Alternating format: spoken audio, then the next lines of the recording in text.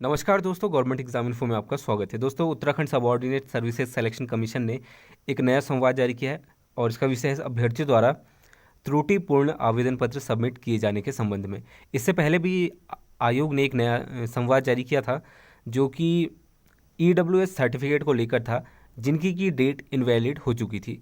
और इस बार जो कहा गया है आयोग द्वारा वो इस बारे में है कि उत्तराखंड अधीनस्थ सेवा चयन आयोग को ईमेल व पत्राचार के माध्यम से कुछ अभ्यर्थियों द्वारा परीक्षाएं प्राप्त हो रही थी और उनके द्वारा त्रुटिपूर्ण आवेदन पत्र सबमिट कर दिया गया है। क्या वे आवेदन पत्र में सुधार कर सकते हैं, ऐसा पूछा जा रहा था आयोग से। तो इसको लेकर आयोग ने क्या कहा है, देखिए।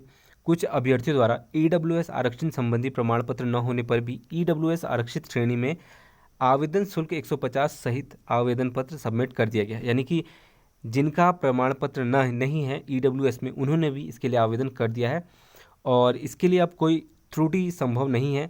और साथ ही साथ उन्हें अब इसके लिए पूरे आवेदन पत्र को कैंसिल करना पड़ेगा और जनरल कैटेगरी से पुनः 300 रुपये शुल्क देकर आवेदन करना पड़ेगा। अन्य अभ्यर्थी भी अपने त्रुटिपूर्ण आवेदन पत्र को कैंसिल कर दोबारा आवेदन कर सकते हैं। इसके लिए आवेदन पत्र के प्रारूप में ही कैंसिल का बटन दिया गया है। तो मैं आपको दिखा देता हूँ। यहाँ पर आप देख सकते हैं जूनियर असिस्टेंट DEO कलेक्टर अमीन सर्वे लेखपाल पेशकार रिकॉर्ड कीपर टेलीफोन ऑपरेटर के लिए ये एक एप्लीकेशन फॉर्म है।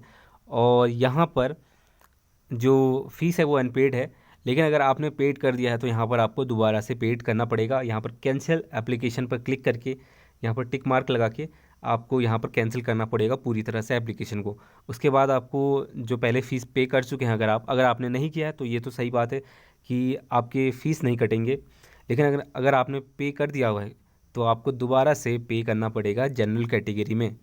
तो इस तरह से आप इसको कैंसिल करके दोबारा अप्लाई कर सकते हैं।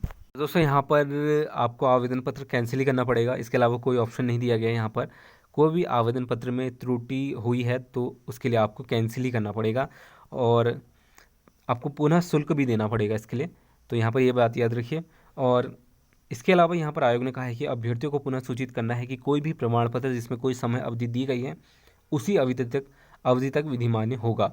तो अगर आपका डेट निकल चुका है और अगर आपने फ़ीस भी पे नहीं की है तो ये आपके लिए अच्छा है और आप उसके लिए दोबारा से EWS के लिए अप्लाई कर पाएंगे, पर आपका जो प्रमाण पत्र है वो रिन्यू हो जाना चाहिए और उस अवधि के बाद पुनः प्रमाण पत्र जारी किया जाएगा। तो यानी कि आपको दोबारा प्रमाण पत्र दिया जाएगा। आयोग के आवेदन में इसका स्पष्ट उल्लेख रहता है कि अभ्यर्थी के पास आवेदन पत्र की अंतिम तिथि तक सभी अर्हताएं पूर्ण होनी चाहिए तथा संबंधी विधिक प्रमाण पत्र उस तिथि के पूर्व का उपलब्ध होना चाहिए। तो जो अंतिम तिथि है वो सभी अर्हताएं पूर्ण होनी चाहिए, इसके लिए कहा गया है। और जो उसकी अंतिम तिथि है वो जो विधिक प्रमाण पत्र उस तिथि के पूर्व का होना चाहिए जो भी आयोग द्वारा डेट दी गई है।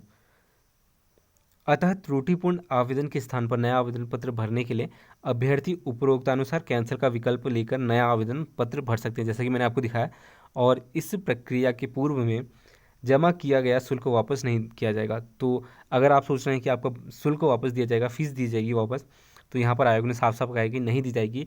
अगर आपने गलत फॉर्म भर दिया है या फिर उसमें कुछ त्रुटि कर दी है तो भी आपको फ़ीस नहीं दी जाएगी।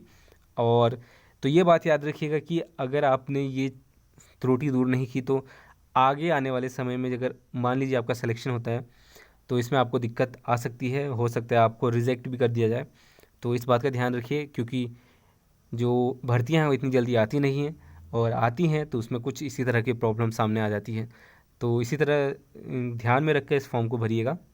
तो दोस्तों, ये थी अपडेट और इसी तरह के सभी अपडेट प्राप्त करने के लिए चैनल को ज़रूर सब्सक्राइब कर लें और पास में बेल आइकन को भी प्रेस करके रखिएगा ताकि जो अपडेट हैं वो आपको मिलते रहें। तब तक के लिए दोस्तों धन्यवाद।